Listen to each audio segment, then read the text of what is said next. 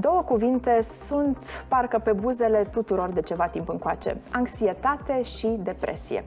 Întâlnesc oameni despre care nu aș crede vreodată în viața asta că ar putea întâmpina greutăți la nivel psihic și emoțional și totuși ajung pe canapea în fața terapeutului cu diagnosticul depresie.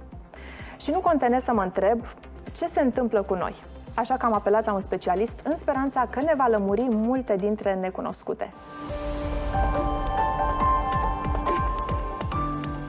Depresia este o stare de tristețe, neputință, incapacitate de a trăi normal, care îl face pe om să fie lipsit de viață. E nevoie să fim atenți la orice mică schimbare. Nu mai avem chef de lucruri care ne făceau plăcere înainte. Nu mai avem poftă de mâncare, dormim prost, nu ne mai vine să ne spălăm în fiecare zi, ne retragem, nu mai vorbim cu prietenii. Toate pot fi semne de depresie. Dacă ieșeați în parc înainte și vă bucurați, acum nu vă mai bucură, totuși ieșiți în parc. Totuși faceți în continuare activitățile pe care le făceați înainte, pentru că asta poate să ne ofere o plasă de siguranță.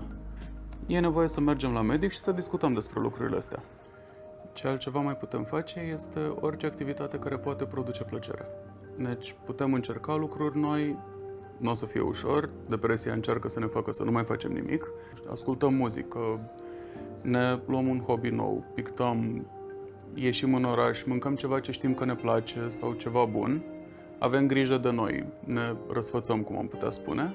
Sunt lucruri care pot să mai contracareze din efectele depresiei. Dacă simțim că avem posibilitatea asta și avem disponibilitatea, un animal de companie poate fi un mare ajutor. Trebuie să le spunem oamenilor de lângă noi că depresia nu este un defect, ci este o boală care poate să fie tratată și mers în cabinetul de psihoterapie, fie împreună cu tratament, fie fără tratament, în funcție de gradul în care trăiește omul cu depresie suferința. Să îl asigurăm de constanta noastră în viața lor, de faptul că rămânem acolo și îl întărim capacitatea de rezistență. La omul aflat în depresie nu țipăm, nu folosim cuvinte jignitoare, pentru că acest lucru nu face decât să îi înrăutățească starea depresivă. Să avem răbdare cu ritmul în care el poate să își desfășoară activitățile.